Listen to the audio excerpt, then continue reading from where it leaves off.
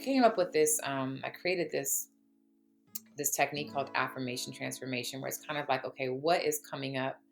What is coming up for me, and how do I transmute that? First through an affirmation, and then through the body. So for example, when I'm like, where am I going to live? How am I going to support myself this year? And then I will say, thank you. Thank you, God.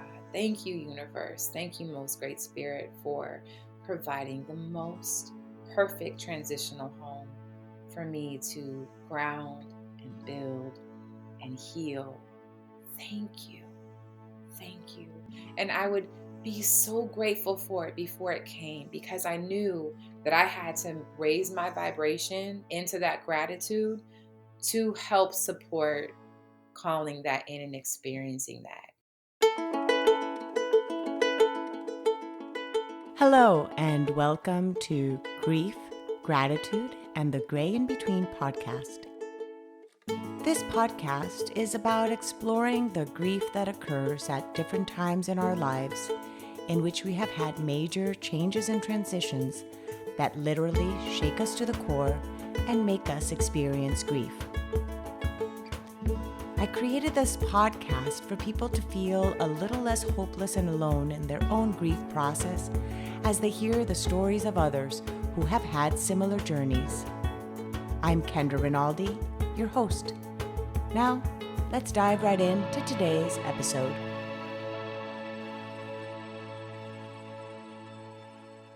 Yay! So excited to be back recording and excited to have the guest I have on today. Tatiana Zamir is an interdisciplinary performance artist and trauma-informed movement facilitator who has been walking a path of evolution, transformation, and deep personal inquiry her entire life. And she and I have known each other for a long time, but we haven't seen each other in probably the same amount of time. No, longer, like probably 20 years since I've seen you, Tati. Too damn long. Yeah, it's been a Too long long, time. too long. And it's interesting because we've been wanting to have this conversation for a while, but it's like, you know how we always say it's like perfect timing, God's Yes. timing Yes. or life. And it just Yes. worked out that this Yes. is exactly when it needed to happen. So I mean, when you had first reached out, I feel like it was towards the beginning of the pandemic, or am I wrong? Or was it no, even you're before right. that? No, And you're right. obviously there was a lot going on for everybody, but honey, so much has happened since, so we have so much more to talk about now. Like, we would have had one thing on the agenda, and now we have so many directions we can go as far as grieving and loss and change and So switching it much. up. So I am just so happy that it's finally aligned. And, even though we've been living across the country since we first met, it's just been nice to stay in touch, and so sweet to have this conversation with you today. I'm really looking forward to it. I'm so excited. So let's chat more about where you live. Tell us about the work you do, and then we'll dive into talking about your most recent grief journey, Yeah, and then we'll go yeah, from there. sounds good. Yeah, I do a lot of things that involve movement and healing in a nutshell. I mean, I'm a movement therapist, facilitator. I basically host healing arts workshops and retreats, and they have a very like somatic base element. So there's a lot of movement therapy involved, but also a lot of other things that I integrate into those spaces. So between that and then being a performance artist and interdisciplinary and multidisciplinary, because I have a lot of things that I integrate into my personal work when I create. Like, I'm a writer, I'm a dancer.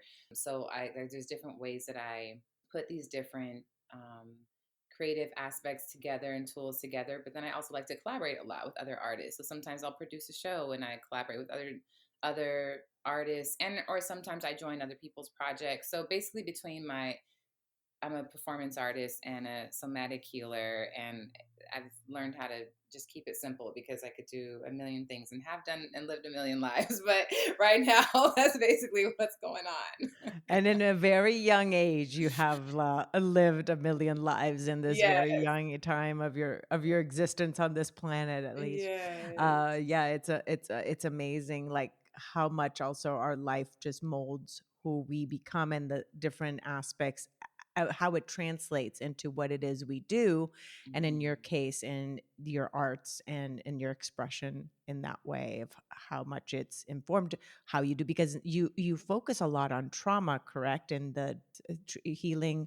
Yeah, yeah. I mean, I feel like that is a huge theme just in my own personal creative work that I develop. Like, there's usually something, whether it's a very personal thing or kind of a larger theme that's also maybe personal.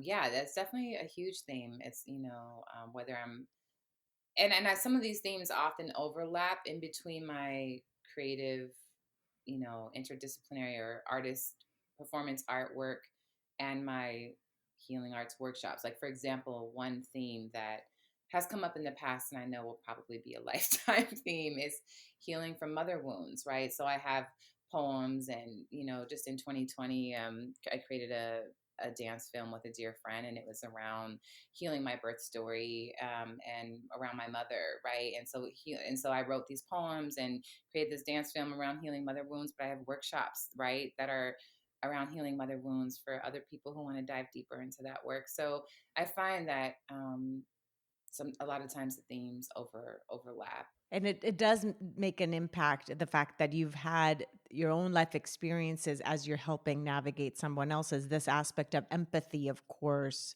Oh, 100%. right, that comes Yeah. into play. Yeah, We you're not just like intellectualizing how you're helping someone. You're not like, this is what I learned about it. I think it is nice when you have an experience you can share. It's also nice when you can know that you have an experience, but also know enough to hold for others, right? Because obviously everyone has such a unique experience, but sometimes you can find a lot of overlap there and resonance. So, yeah. absolutely, absolutely. Yeah, it's never like I understand what you're going through. No, no, I can. Yeah, We right. can't really Yeah. truly understand what somebody else is going through. Like, yes, you said, everybody's experience is unique. Now, let's talk about your relationship with your grandma, because Hmm. she is your most recent grief experience, Yeah. is her passing, and had the honor of Mhm. meeting your grandmother when I lived in Los Angeles, of when I knew you, and she's just an exceptional woman. The Tell us the dynamics, as she raised you for part of your life, correct? Yeah, my grandmother played like a huge, huge role in raising me. She was my best friend. She was, in many ways, like my mother as well, for the ways that my mother wasn't able to be present, whether that was physically or emotionally. My grandmother just really, really stepped up to the plate and loved me with her whole heart.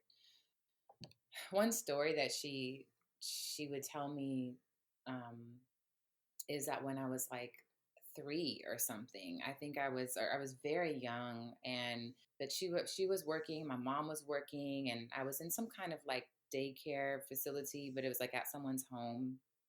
And she came in early one day, and she said that she just saw me kind of like wandering around, and I just looked so sad, and I was by myself. And as soon as I saw her, I just lit up and I just ran to her and I hugged her, as I would. We both would always get so excited just seeing each other.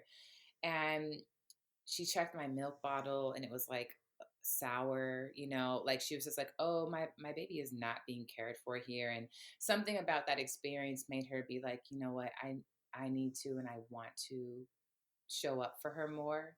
So she quit. I think she had more of a full-time job, and she quit her job, got more part-time work so that she could be more present for me and help raise me.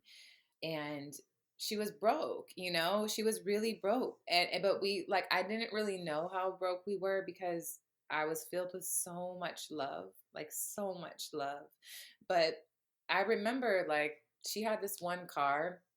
It was so broke down. I mean, the passenger side door like wouldn't even shut most of the time. I had to sometimes hold it closed. And I remember, I think even as a kid, I was like, I don't know about this. Like, I don't know what this is. I felt safe. I mean, I was buckled in and everything, but like, all I'm saying is it was a little real. It was a little real, but also like, I only remember that looking back a little bit, but I never felt deprived when I was with her. I felt nothing but love. I mean, just we spent so much time together. She would take me to museums and the ballet, and like put me into dance classes, and go to the park every single day, especially if I wasn't in school or it was summertime or after. Like she just poured into me. And I think when I was like 6 or 7, I remember we were in the kitchen and she was cooking, and I just looked at her and I was like, Grandma, will you marry me? Oh And she just laughed, and looked at me so sweetly. And I don't remember her exact words. Of course, she was like, I love you, honey. Like, we'll always be together. I don't know that we'll get married, but like we are, like spiritually and energetically. Like, it's you and me, baby. It's you and me. Oh, that is so sweet. That because I've Yeah. heard of that, like with kid girls thinking they're gonna marry their dads or things Oh, like that, right? interesting. But Right.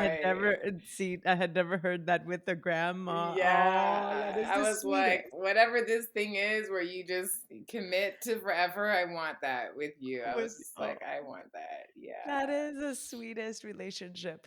Now, you mentioned she signed you up, then she would take you to ballet classes and she exposed you then to a lot of the arts. So tell us about her backstory. Was she an artist herself that then she saw that need, let's say, to start exposing you to the arts? And because to some extent, if you who knows where you'd be today had you Hmm. not started this journey of already starting dance classes and things like that at an early age. 100%. Yeah. I mean, yeah, she got into acting very young. Her father had gotten a job in Peru when she was in her early 20s. And long story short, she got discovered there, and someone like wanted her to be in some play, and then she got into films immediately. She did her first film in Peru, eventually moved to Los Angeles after her father passed, who she was very close to, and became a pretty like consistent actress. Like she got a lot of work. I honestly think she would have been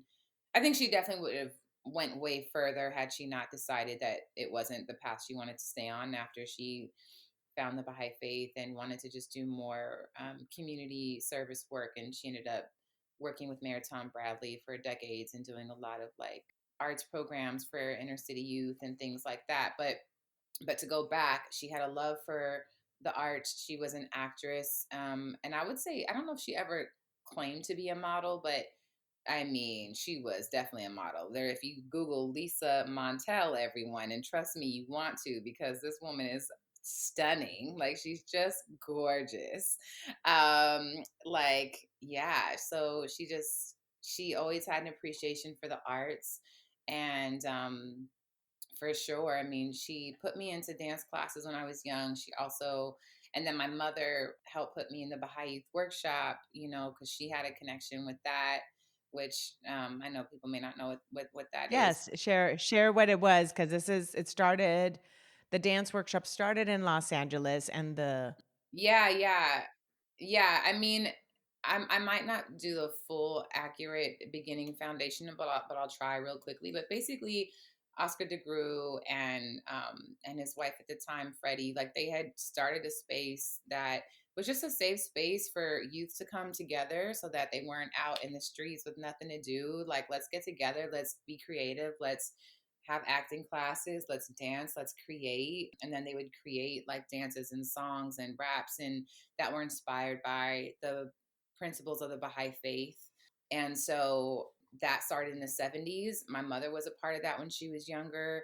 It was still very much around and alive when I was younger. So she was like, yeah, I wanna put my daughter in that. And that was life changing for me on so many levels. Because I didn't even really know that that was my path at the time. Like even though my grandmother had put me in dance classes and even being in the Baha'i workshop, I mean, I just love to create and I love to perform. And I also I got to practice some producing skills with that because as I got older and I was in the adult version of that, the One World Dance Company, we would travel around to different countries every summer for many years. I did that and I was often voted to be one of the coordinators. So and like sometimes the artistic director. So I was like in this role at a very young age, like getting to practice and develop these skills with people that I love, with principles that I believe in, and yeah. So my grandmother played a huge role in that, and I just have to give a shout out to my mom because she's always like, "Don't forget my role in this," like, you know. So I'm like, "You right, Mama, you right. My bad. Let me Yeah. let me make And sure." it's beautiful, the evolution, of course. That's one of the topics we were originally going to talk about when I first had reached out to you, was Yeah. with this dynamic of you and your mom, and the Yes. evolution of you healing the mother Right. wounds and the Yeah. beautiful relationship you both have. So where you guys are now, and how you both played a part also being with the trio, the three Yes. amigos, you and your mom and your grandma, were all together in the last few days, of course, of your grandmother, and months. So Yeah. if you can jump to that, the circumstances of your Mhm. grandmother's health, and just her journey, and how you all were in that journey together. Yeah. So I would say, I mean, my grandmother, she passed when she was 89, so she was up there. But I would also say she took really good care of herself and ate really well, and just always into holistic healing and just health and healing is something we always connected on. Like we were always talking about, have you heard about the such and such? And do you know if you take this, it does this for you? And like, and like every time I saw her, she had like some new thing. She was like, do this. And even if it was like this little massage thing for your head, she's like, and do it like 95 times and then you'll heal this part of your body. Like she always had like all these. And I was like, okay, we're like twins. But so she could not stand medication. Like she just couldn't stand it. Like there were certain medications she needed for her, blood, blah, blah, blah, all these things. And oftentimes it was an ongoing, like, grandma, like you can't be just deciding when you're going to take this. Like you have to be consistent with this, otherwise it can cause other challenges. And she was very stubborn and very like, I'm going to do what I want to do. But and I'm bringing that up, I might jump around a little bit, but bringing that up to say that in her final hours or last couple of days, the way that she begged and yearned for medication, it was like, oh, you're really in a lot of pain. Like, so clearly there's Wow. something going on, because she's always doing her best to not take it. But basically, she would have a hip surgery here and a knee replacement there, and definitely had some things going on, but things that like seemed to get taken care of for the most part. And for the most part, she was fine. And then she always had a bit of neuropathy over the years that was developing, where she couldn't quite feel sometimes like her feet, or like she would get some numbness. But maybe 2 weeks before she passed, I might not be extremely accurate with this, but somewhere around there, she started to get like full numbness in her like left leg at times, where she just like couldn't walk all of a sudden or couldn't feel, and then it would go away, and we'd take her to the hospital, and like they would, I don't know, do x-rays and stuff, but just never saw anything. So we didn't really know what was going on, but it got to the point where she was in a hospital, like in care, for a full week at least, where they were just trying to like figure out what was going on, and just care for her. And then basically a doctor had come to check her at one point and realized like her whole leg was blue, and they rushed her to the hospital. And that morning, eh, basically the doctors were like, there's two major issues that we have found with her, and there's a good chance that she's gonna pass today. So it was like out of nowhere, like she was pretty much fine, and then out of nowhere they were like, basically she had a blood clot near her, like psoas area that was cutting off the circulation, into her leg. And so that was one problem, was that like they were gonna maybe have to like amputate her leg or something. Like there was one surgery they needed, and then there was a whole nother surgery. And forgive me because it's honestly just been a lot, so I don't even know, always remember how to like articulate the scientific thing about what happened. But I know that she had some kind of opening in her like uh digestive tract, that like they needed to close that, otherwise it would have been like she would have been leaking over, like instead of like being able to use the bathroom properly, it's like she would have been like basically I think it's called sepsis or something. I don't know if you're Oh, familiar. sepsis? Yeah, No, no. sepsis. Yes, I think it's Okay. sepsis. Yeah, but Sepsis like, is, although that's what they get in the blood, like that's an infection. Oh, when it well, starts well, leaking into because the yeah, system. because I think it would have Oh, leaked, and so then it would have caused eventually caused infection. sepsis. So like they were like, we need to do like these intense two extreme major surgeries she would have needed. And basically, we asked her if she wanted to do it, and she was very much on that day. Like at first, she was, she's a little drugged up. She's like, "I'm fine, whatever. Like whatever you guys want to do." And I'm like, "Grandma, this is your life. We're not making this decision for you. Let's tune in together." Like we wanted to break it down because they were basically like, it's not likely. Some of the feedback we got was like, these are really intense surgeries. It's not necessarily likely that she'll make it through. And even if she does, the post care is going to be so intense that like it's just going to, the quality of life for a while could be really rough. And basically, in the end, she was like, you know what? I'm good. Like, I've lived a wonderful life. Like, if today is the day, so be it. And she was just so happy that we were together, that we were all together on this day that she was going to be one of her last days on earth, because we didn't know if she was going to pass that day or the next day. But it ended up being her last waking day. And then she did pass, like, I think a day or two after that, like a day and a half after. But my mother definitely, she's been living with my mom for so long. My mom's been caring for her in general, and so grateful for that. And then was just really showing up, as my grandmother was sick and ill, and just being such an advocate with her care when she was alive, which makes such a huge difference. So it was definitely a bittersweet day, because obviously it was like kind of out of nowhere, but I know I felt extremely grateful to have had that kind of closure, like to know that she was going to pass and to be able to spend those hours with her. And um, I definitely highly recommend people watching the videos that I captured of her last day if anyone's interested, because they're really really special. And I most people who see them are like, I've never seen anything like this. Like when people are transitioning, the kind of joy, The the grace and the grace. joy that she had. So I have those videos on my Instagram, Tatiana Zamir, and it's just a photo of me and my grandmother if anyone wants to like check those out. But she the way that she was so happy that day, the way that she was like laughing with the doctors and praying with them. And one of her favorite things on this planet was the Baha'i faith. It was just the thing that lit up her heart and lit up her life, besides me and my mom. And so she was sharing prayers, and she was like, do you know that the Baha'i faith says, Baha'u'llah says, death is a messenger of joy. Why dost thou grieve? We don't need to be sad about this. Like, I'm about to go have the best time of my life. I'm about to get rid of this cage over here, like, and just be free.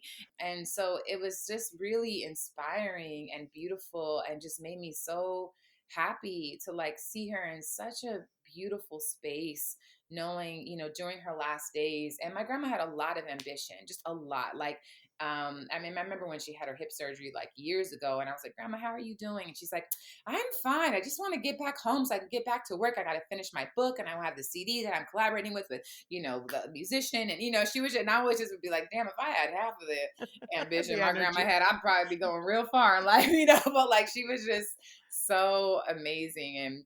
And so, and even up until her last days at 89, she was writing a new edition of her book, but I think it's called Behind a New Vision. And she just was like, I need to tell you how to finish the work that I'm doing. And so anytime we had a moment, if we didn't have to like move her to another place or another room or things like that, I was just recording with her all day, and she was just giving me instructions. I'm like, okay, and then you need to call the published company, and then when they contact you, and then you need to call the NSA, because I'm waiting for them to give me the edits back. So you need to let them know to send it to you. And like, so she was just like all day like giving me instructions about how I can like carry through her this Her very wishes, important yeah. big dream of hers.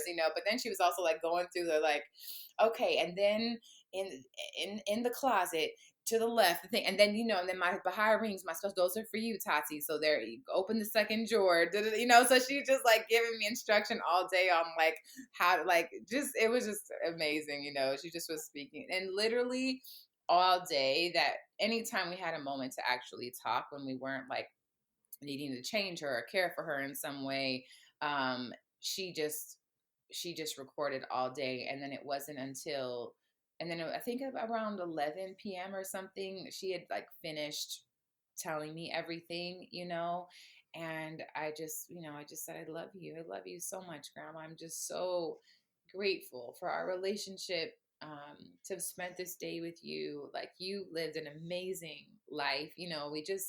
She said sweet things to me. And the moment she was done telling me her wishes and her final words, she closed her eyes and she never opened them again.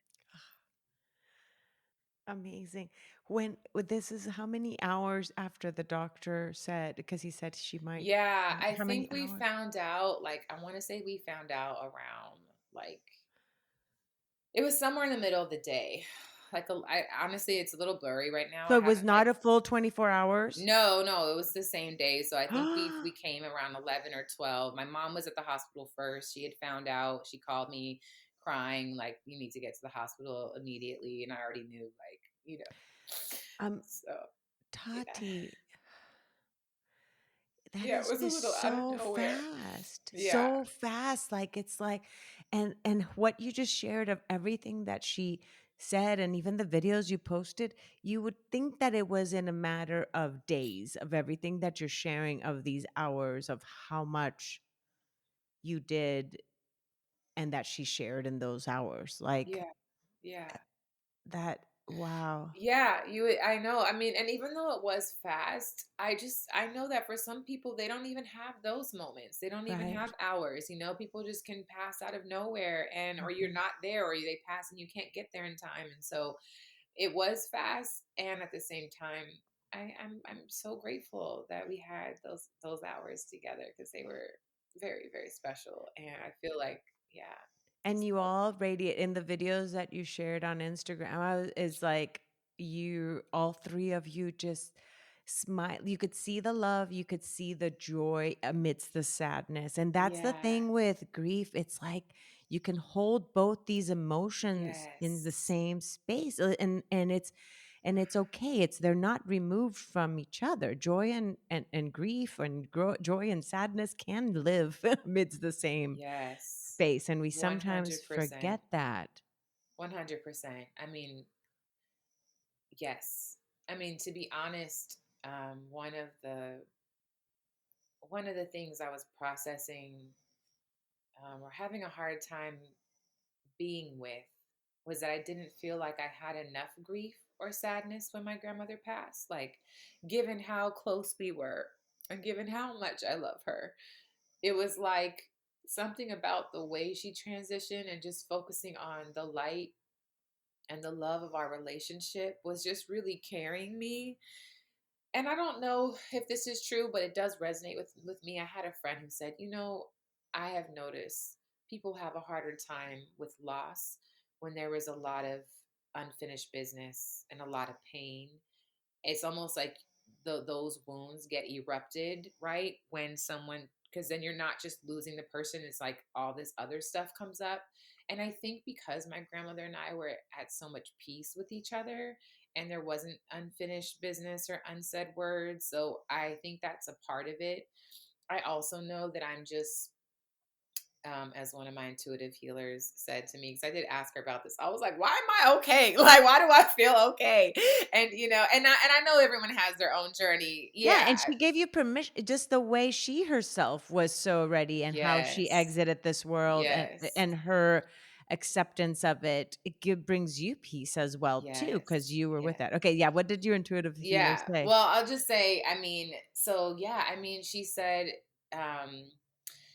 she shared a story. She often responds sometimes with like sharing stories, which is helpful. But she just said, when my mom passed, she was like, I was a wreck. I was a hot mess. She was very young, and she was like, I was crying all the time, dealing with my loss.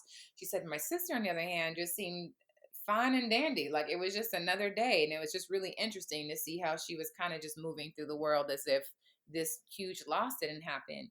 And then she said 5 years later, her sister came and started sobbing to her and said, Julie, mom passed. And then she was in this deep grieving. And it was 5 years later. And she said, my sister is a slow burn. And and so are you. And I know that about myself because I can hold in a lot, and then it can take me years later to be like, oh, I have so much pain and sadness around this thing that I've been holding on to for so long. So Mm, I imagine that actually, I think I am going to have a certain form of grief that's going to happen later for me. It's just not, I'm just not someone that always, I'm a Capricorn. Like, we got business to handle. I'm like, we got to handle the logistics. We got to like pack this stuff. We got to redo this room. I'm like, whatever. And it's not that I don't have my moments. It's not that I haven't had sadness, and it's not that I haven't had moments of, but honestly, it's been sweeter than I could have ever imagined, Kendra. It's been mm, sweeter than I could have ever imagined because as close as me and my grandmother was, and as much as I loved her, I mean, literally, probably the only nightmare I remember as a child was losing my grandmother. I mm. remember waking up in the middle of the night sobbing at the thought of losing her. It always felt unbearable to think about that. And so when I lost her, and I was like, but then it was like I could feel her so closely. Like, literally, I feel her, I hear her, we can talk to each other. Um, and then my grandmother was just fly as hell. And she like left me all of this amazing clothes that I don't know how they fit me because she was so many sizes.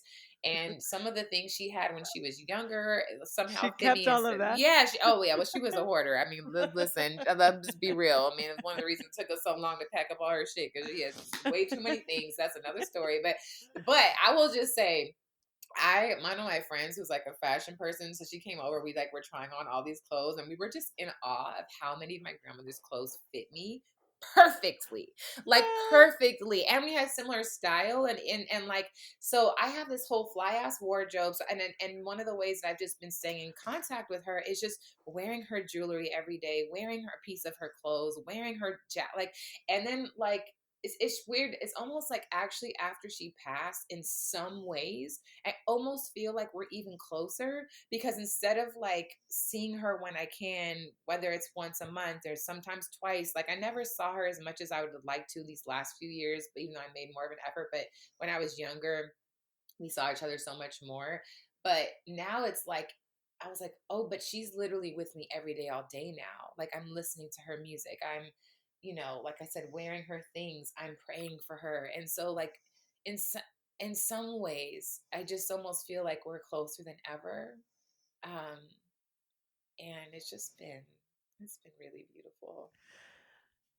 thank you for sharing all of that as I'm, like, drying some of these tears as I have, like, my cheeks hurt, right, from the smile, Right. and then my And then tears are at the same time coming right, down. we're like, it is, and which is so what you were just talking about, holding the Yeah, joy and it's the just like grief. Like, this is the for both real. is That's it's We're really yeah. holding that duality together. Yeah, Now let's share regarding then you mentioned your grandmother quoting I had made death of messenger a messenger of joy. joy Yeah, for thee why does thou grieve and those yeah, words and your belief system how have they played a part in your grief journey and how have they held your your space in that process as well. You mentioned prayers. Would you yeah, one mind hundred sharing some of percent. these tools? Yeah.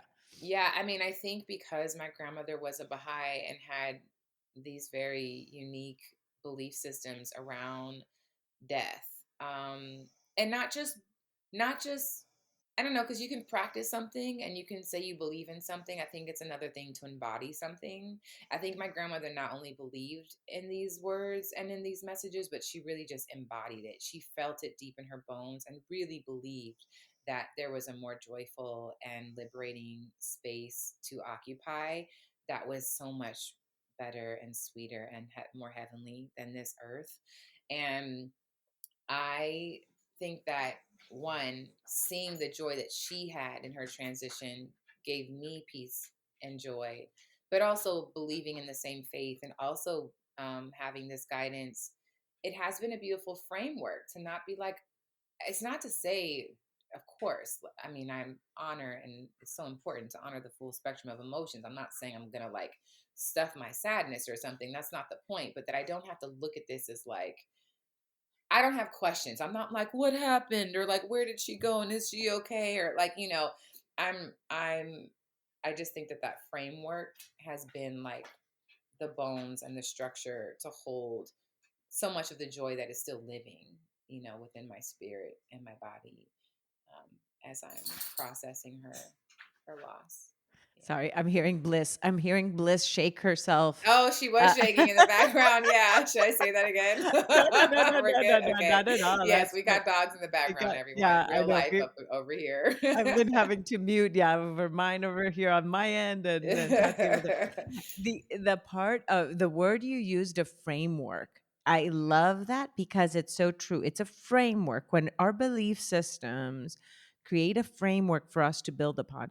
Now, it doesn't mean that because sometimes we believe in certain things of whatever everybody Right. believes of whatever Mhm. happens after we die, that Mhm. then that means automatically that we're going to be okay then when somebody dies, and that we're just going to be, well, but if I believe this, like, why am I not then acting in this joyful Right. way if it's Right. right or whatever, if that's what you believe? No, it's a framework, and we're still human, and we kind of build up on Yes. that, and then it just helps us and can aid us, whatever the beliefs are that each of us may carry Yeah. can aid us in that process. And so that's what it's done for you.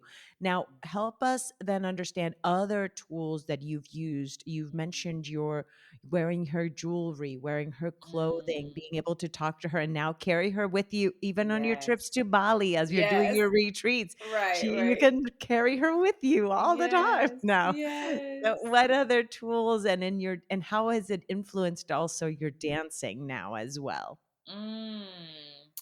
I mean, prayer and meditation is just always a huge tool for me. So I think feeling like one of the ways I've been feeling connection with her is by praying for her, and literally like and in that meditative state. And sometimes I don't have to be meditation. I can easily talk to her. Like we just have a very I can literally feel her spirit and I see her like and but I I will say, I think because of what I mentioned earlier, that like I haven't had so much heavy grieving around my grandmother yet. It may happen at one point, but I will just say in my experience with other forms of loss that I've been navigating, that um, dancing, not just the act of dancing, has always also been a healing tool for me, and that liberates me whether I'm taking a dance class or teaching, but also this like beautiful project I've been a part of called Bodies at Crossroads, with who one of my dear best friends is the head spirit this project, Marina Magallons, and she has really taken me deeper into an artistic practice, a creative practice called vesseling.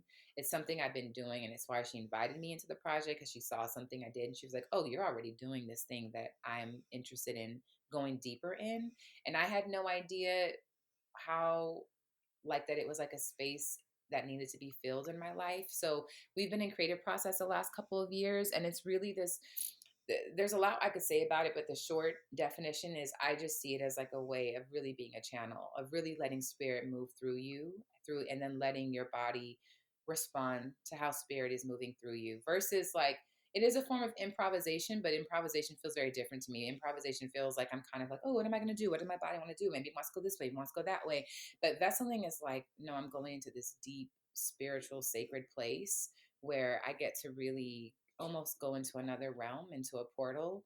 And so that is one way that I've been healing different forms of loss and grief that I've been experiencing, is really doing that combined with a movement therapy method that I created, which I'm currently calling Release Renew Technique. I don't know if I'm going to rename that one day, but it's really a way of how do I heal and transmute this pain or this anger and this sadness that's in my spirit body, and and liberate myself. So between the vesseling technique and then my own movement therapy technique, that's been a huge tool that has been helping me shift and process, because as I'm glad that somatic healing has become more of a well-known like thing and tool that's been rising over the last few years, but it's something I've been doing forever, and just it's been super helpful.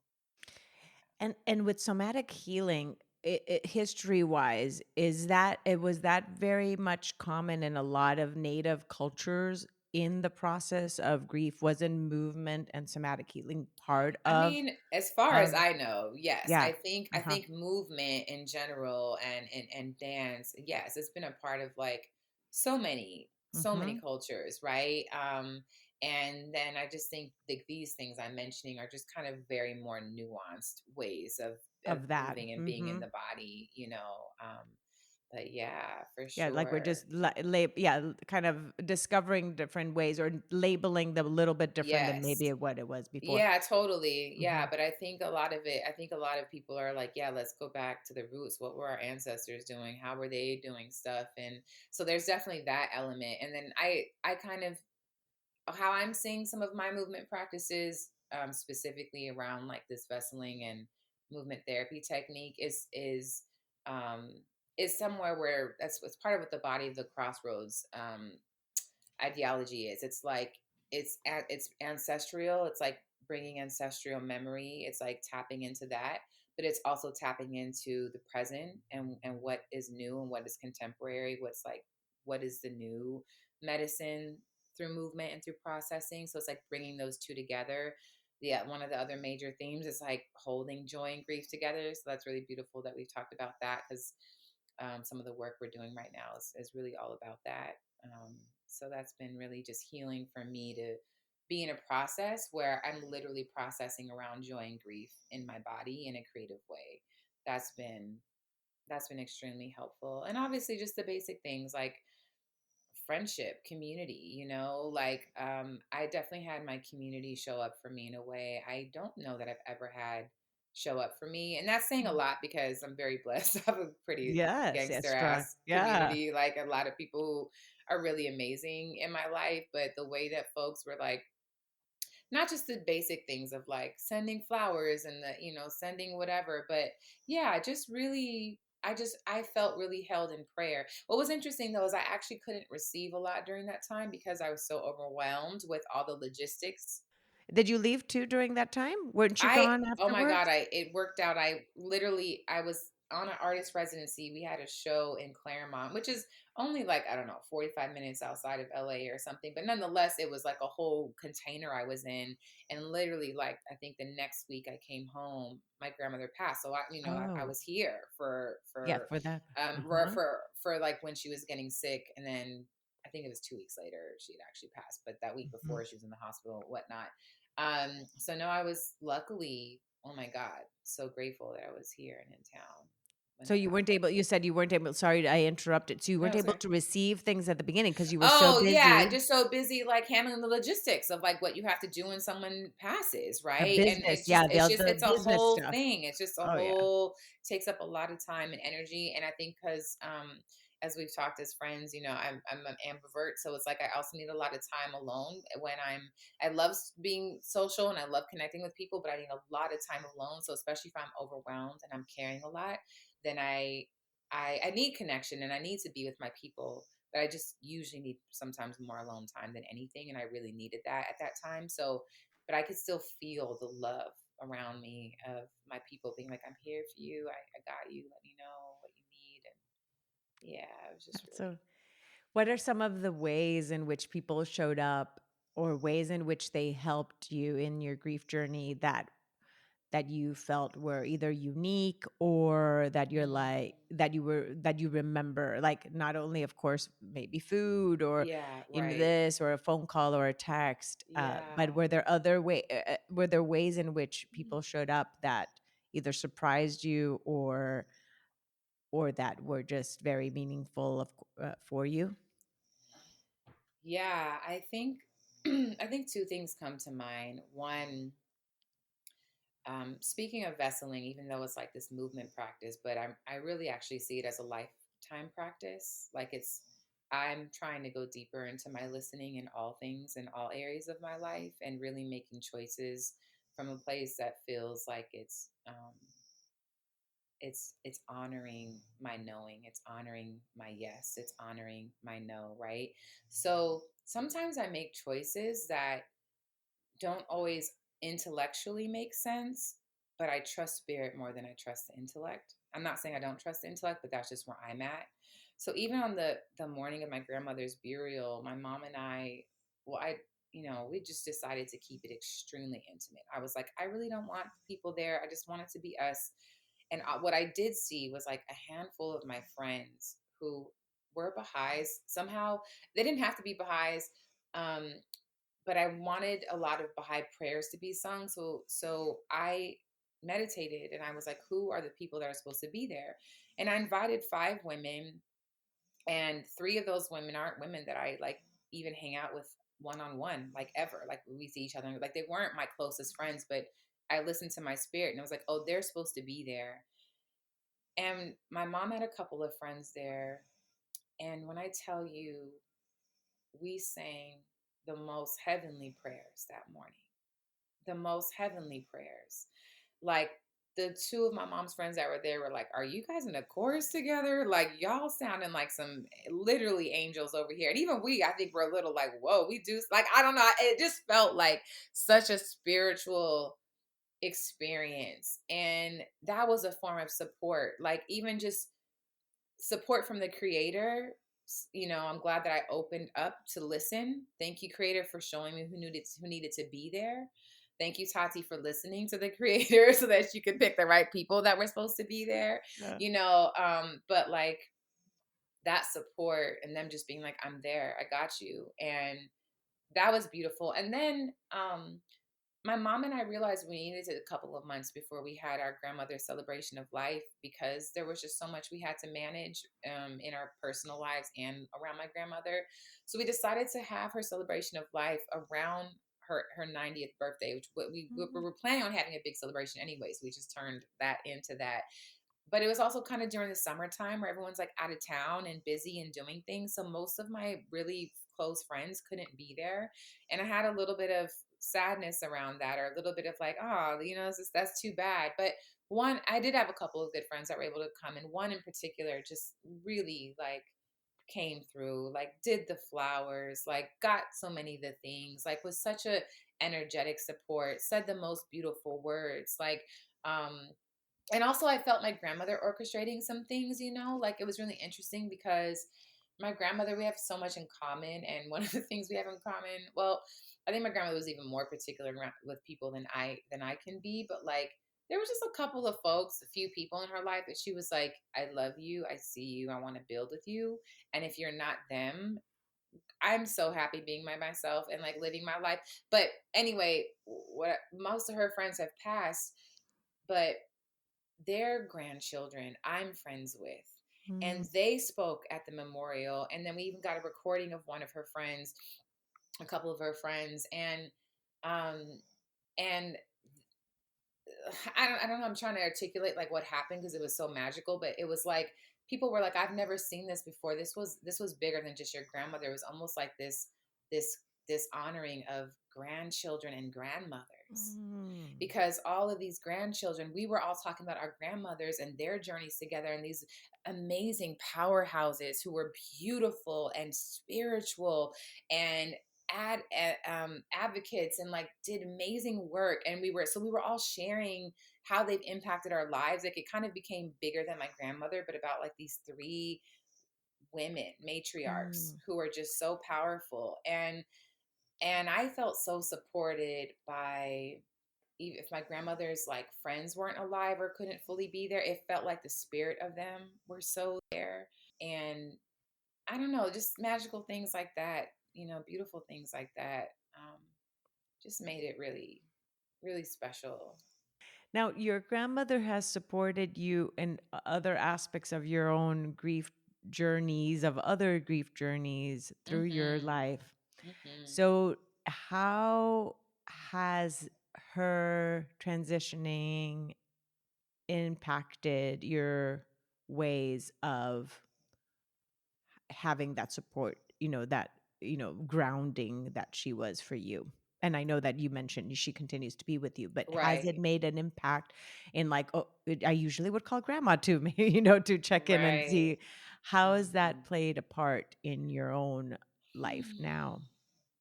You know,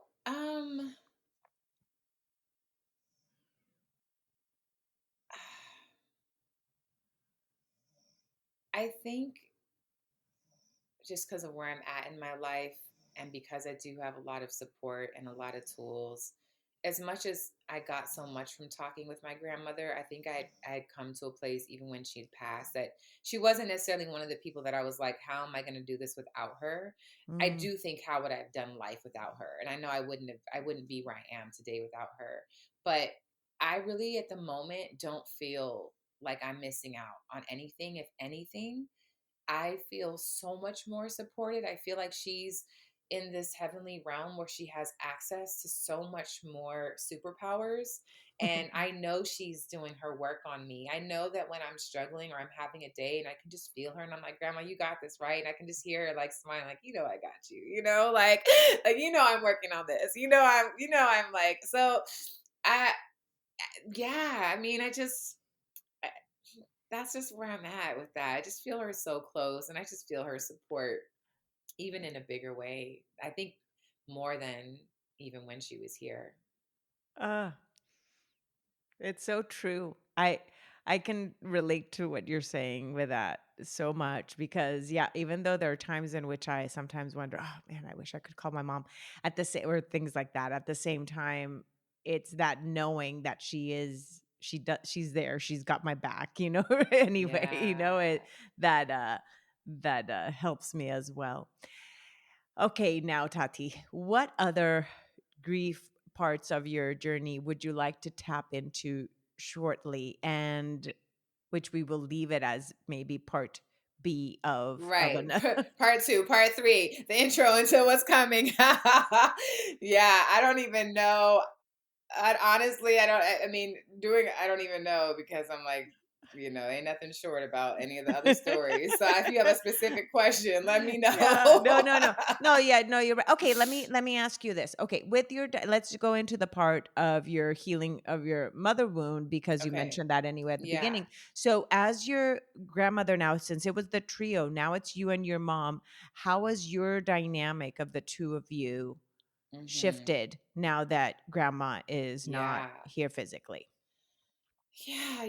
I'm still kind of like processing that to find words to articulate it, but it is interesting.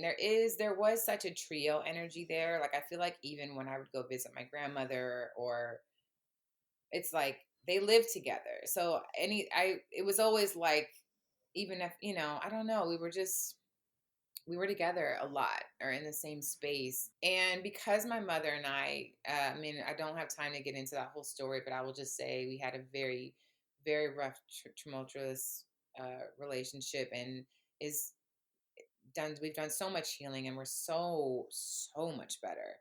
Nonetheless, we've still had our things, and so my grandmother definitely served as this kind of like medium sometimes of like, and holding this space for both of us. And so I mean, I think she still does that, and I think actually she can do that even better now. Even that she can do better now. I think even on this earthly plane, she was just didn't understand a lot of it. Like she was always a little confused by it, and I'd have to like re-explain myself and be like, I'm gonna remember this, remember that, and she'd be like, oh right, you're right, okay, right, right, right.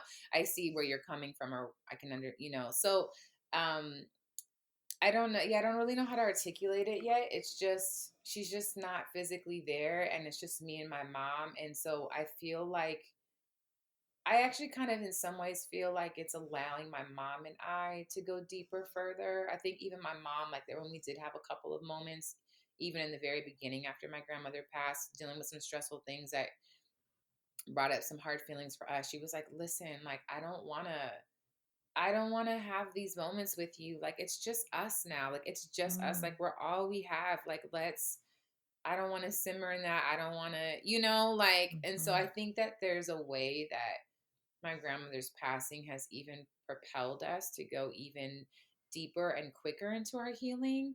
I don't, yeah, yeah. Because I was gonna say I don't know how much of it, but as I'm tapping into energy, I actually do think that that has a lot to do with it because my mother and I have actually had a couple of really painful, hard moments in the last couple of months. And I think between the deeper work we've done, before my grandmother passed, but then something about my grandmother passing propelling us to go deeper. And what I mean by that is like even our trauma responses, right? Like we had worked with this coach a couple years ago when my mom and I were really going through it, and I think we both learn these different ways that we respond, right? In some ways, my mother is very much like all over me. If we go through something, she wants to talk about it immediately. She wants to like, and I'm like, whoa, whoa, whoa, I need all the space. I need you to be miles away. I will let you know when I come to you. It may be a few months, a year from now, the way I'm feeling, and then, but then if you come for me, I'm gonna go further away. And so like, Mm, but then I also like have an avoidance tendency. So then what I learned about myself is like, oh, okay, yes, you do need your space. You do need someone to honor that space, or it's helpful when they can. But ultimately, you have to honor that for yourself. But um, but one of the things I've been working on is not waiting so long, being like, you can get to this sooner. You don't have like you mm. don't have to protect this forever. You don't have to be so afraid, because while trauma is showing up, that's part of how you get triggered, right? But I have to remember like that was from the past. My mom is better. And so can I come to her sooner, right? So Mm. we're diffusing things quicker is what I'm trying to say. Is like she's giving me more space and I'm coming to her sooner to be like, I'm ready to talk. And I feel like there was just some spiritual support around that from my grandmother's, from the spiritual realm, but also just from her being gone. There's something about like we can't use her as a crutch anymore. That's exactly the Yeah. word I had been like, Yes. Yes. that's Or like this. exactly what It's I like was we like we don't we thinking. don't get to just tell her what we're feeling. We actually just need to Yes. talk to each other, Yeah. And we did, but it's just different. We're doing it in a more mature way. And so Well, yeah, yeah, that's the word that I was like, let me see if that comes up because that's the word I yes, had. I'm like, yes.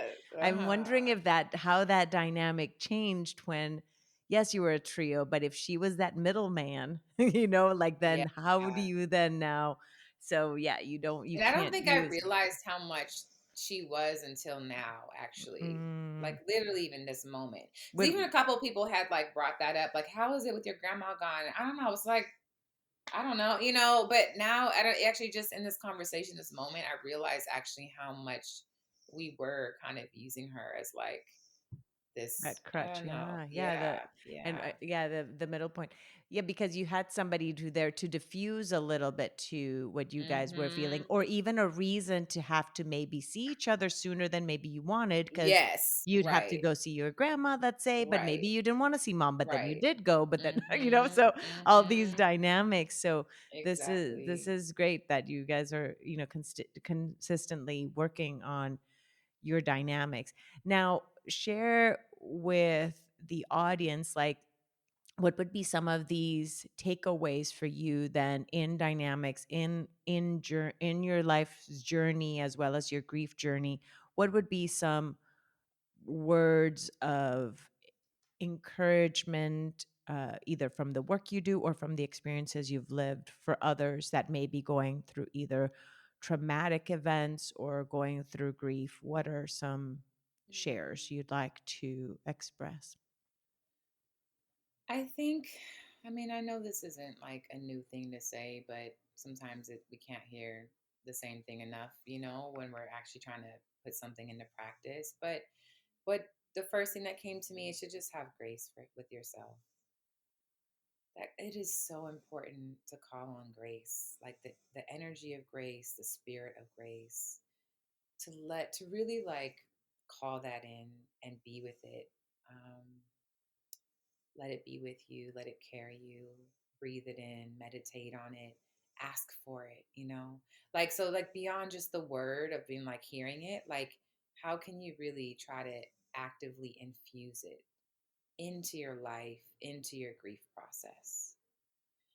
Because no matter what it is, like even for me, I was having feelings that I wasn't having feelings, right? And I had to give myself grace for not feeling guilty that I wasn't feeling as sad as I thought I would so quickly, right? And sometimes from what I hear, and I've had a little bit of this experience with other things, but like, yeah, it can really just take you out. And you're like, whoa, like can't do anything right now because I have to be with these feelings, and then that can just bring up so many other feelings. So I just think grace is so is so needed. It's so necessary. It's so necessary. Grace and probably my two other answers, which will probably be my answer to almost any question. So anyone who follows my journey, and as I may start doing more podcasts and stuff, you might get tired of me hearing this shit, but I'm gonna say it, like trusting yourself and then the listening. I just think those two ingredients are everything. They're everything. Trusting yourself, trusting your journey, you know, trusting that everything's going to be okay, that when your worries come up because of whatever's happening in your life, but specifically whatever's coming up around your loss and what you may be like worried about, whatever that is, like my mom being like, oh God, now my grandmother's gone and now I don't have this money coming in and how am I going to pay for my rent? And it's like, it's all going to work out. It's always going to work out, but it's going to work out smoother and in a more profound way the more that you trust your Mm, journey and trust that you know what you need to do. And granted, I know that that's not an easy task. I think especially for the feminine, and it's why I have a whole workshops on trusting and intuition and how do we access that and do that. But I think even when you if you've never taken that course or never take anything like that, to just holding the intention that I trust myself. I trust myself. I trust my journey. I trust that the universe supports me. I trust that I'm going to get exactly what I need. I think trusting, and then I know I mentioned the listening, which I'm not going to go too much in at this second, but what another thing that's coming in for me right now, what got me through um, my grief around, which I know we haven't talked about this time and maybe another time, but my ex-husband and I were together for 12 years and separated 2.5 years ago. And leaving that marriage was the hardest thing I have ever done in my adulthood. And the pain that came up for me that was so much bigger than had nothing to do with me and him, because that's usually how life works. If you're if mhm, you're tapped in, you can realize half the time what you're feeling ain't even about the person, right? Or like the quote unquote present time situation. But the amount of fear and pain and deep, I went into a depression, and um I really didn't know how I was going to move forward out of that marriage, even though once I had clarity that I had to do that. And one of the things that got me through was embodying gratitude. mm, And so, while again, gratitude is this very like, yes, we hear about it a lot, but I think for me, that's why the somatic piece is so important. It's the embodiment piece, though. It's like, but how are you integrating that part? Because you can say I'm grateful all day long, and yes, you need to find a way to like make it as authentic for you as you can. But like for example, when I was like, where am I gonna go? How am I gonna where am I gonna live? Like instead of staying in the depths of my fear of whatever they were, and there were many, then I came up with this, I created this technique called affirmation transformation, where it's kind of like, okay, what is coming up for me, and how do I transmute that? First through an affirmation and then through the body. So for example, when I'm like, where am I going to live? How am I going to support myself this year? And then I will say, thank you. Thank you, God. Thank you, universe. Thank you, most great spirit, for providing the most perfect transitional home for me to ground and build and heal. Thank you. Thank you. And I would be so grateful for it before it came, because I knew that I had to raise my vibration into that gratitude to help support calling that in and experiencing that. And that was my daily, multiple times a day. I had to do that to get through some of the biggest loss and some of the deepest, saddest feelings that I had felt in my adulthood, was embodying gratitude and calling in, and praying for And even if you're not someone that believes in quote unquote prayer, but I mean, it's like they say, worrying is praying for what you don't want. Energy is energy. So whether you don't have to call it prayer, you call it whatever you just want to call it, emotions or energy, whatever works for you. But we are growing, more of whatever we're feeling. Those are our seeds that we're planting. So whatever you're feeling, you're going to create more of that. That's just how the brain works. That's how wiring works. That's how the world works. That's just how the law of attraction works. You're digging So a deeper trench in that yes, direction, and there's nothing woo woo about most of the spiritual practices. It's all scientific, right? yeah, right. Most of Luckily, it, yeah, yeah. exactly. We're like, listen, for all of you scientific folks who think all this shit is woo woo, go just No, go look at the research. We got that yeah. too. So yeah. Wow. No, that is just amazing. And now take us into now what the work you do and how people are able then to work alongside you in your Yeah. journeys and what you offer, because just even what you just mentioned, I had never heard it worded heard it heard it Yeah, worded. I know. That I got sounded a little tongue really weird. twister. Wait, I've was that never heard it worded that way. Yeah, you wait, said that it. sounded, I said it right, but it You said sounded it right. weird, It right? did, That, like, wait, but that it does happened. not sound grammatically correct, but I Yeah, did say it you right. were right. You were right. So I had never heard it worded that way in terms of embodying gratitude. Of course, this podcast is called Grief, Gratitude, and the Gray in Between. Gratitude is in Yeah. it, but the Mhm. embodiment of it is more than just the words. It really just means the feeling of it, even if before it even occurs, just kind of living in that space of it, of that gratitude. So, so thank Yes. you for that. And I'm sure in your Mhm. workshops and things like that, more of Mhm. these amazing nuggets, as we call them, come up and people can take so many more. So, share how people are able to work with you in any Yeah. of the formats that you have. Yeah.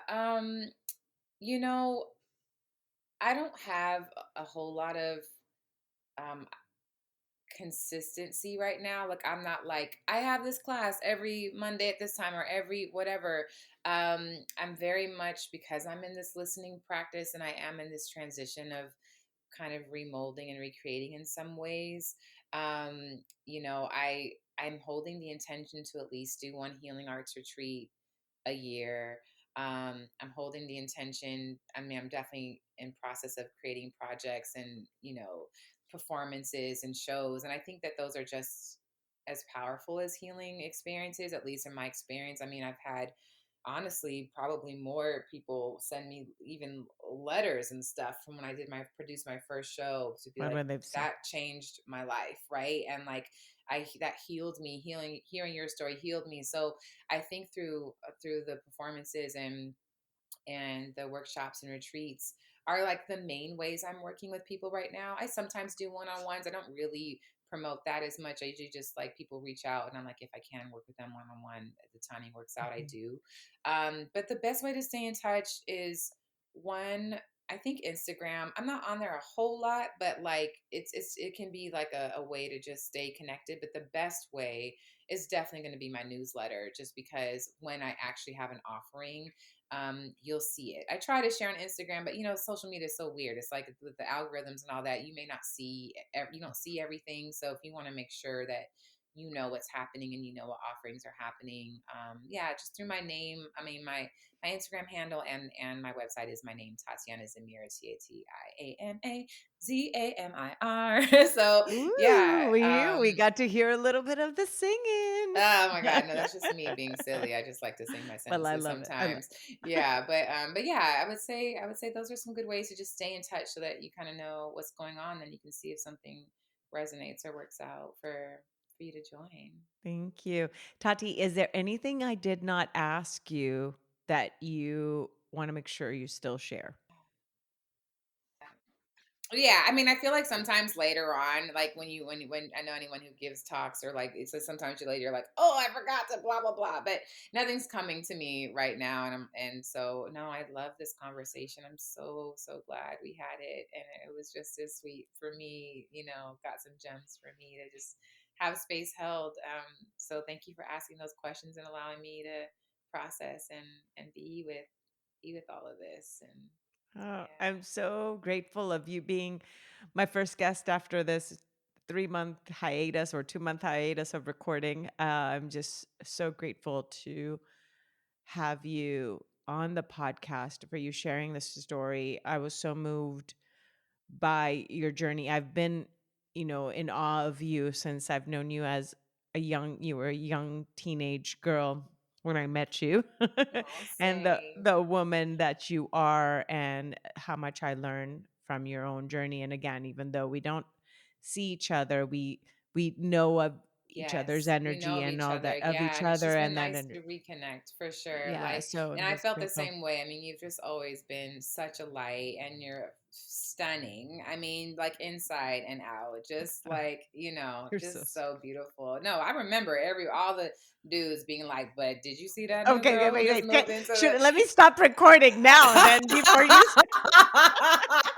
Sorry, getting a little okay off script. Okay, I mean, I'm but joking. no, just all I'm saying is you are a I'm beautiful joking. light, and I'm so happy that we've stayed in touch all these years, and to have this conversation today was So really good. special for me. So It was. Thank you again, and for sharing, and sharing your beautiful energy, all the beautiful energy that you bring of your grandmother as well, and of your mom, these three mm, generations of women in you. So thank you, dear. And thank you to Bliss as well for sitting, waiting for Mama to finish recording. yeah, she did pretty She good. I did mean, good. you guys might Mine, have heard her like snoring in the background or something like that, but at least yeah, you stayed, she, mine stayed quiet for yeah, the mine as well right yeah, now. they So did I'm good. grateful they did good.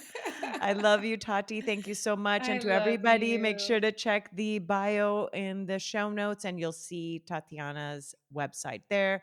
And I received the newsletter, and I was able to participate on the virtual dancing that you did during the pandemic, that you offered class Yes, virtually. So yeah, I was able to totally. participate a couple times there. But for those that live in the LA area, you can see some of Yeah. her shows there, Yeah, and and I some might be doing you some more tour some. virtual things sometimes. Yeah, and I also tour Yeah, things you at did. time. Yeah, sometimes I have shows in other states Yeah, or yeah. obviously Didn't you retreats did in in other San countries. Was it San Antonio or Yeah, Houston? Where was it? we had a little tour in Houston, Houston, right here in and Texas. we're Yeah, gonna probably have some stuff in the Bay Area soon. And great. yeah, so you never know. Yeah, stay Never in touch. know. Look forward to Great. connecting with folks, and thanks for listening. Thank Bye. you.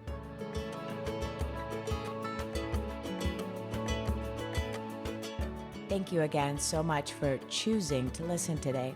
I hope that you can take away a few nuggets from today's episode that can bring you comfort in your times of grief.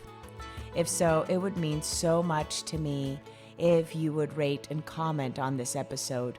And if you feel inspired in some way to share it with someone who may need to hear this, please do so. Also, if you or someone you know has a story of grief and gratitude that should be shared so that others can be inspired as well, please reach out to me. And thanks once again for tuning in to Grief, Gratitude, and the Gray in Between podcast. Have a beautiful day.